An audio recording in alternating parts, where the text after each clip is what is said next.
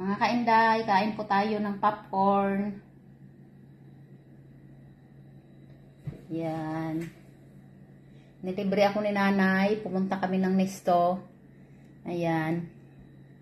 500 buys sa ito. Mga 72 pesos sa pera natin. Mga kainday. Yan. Ang dami.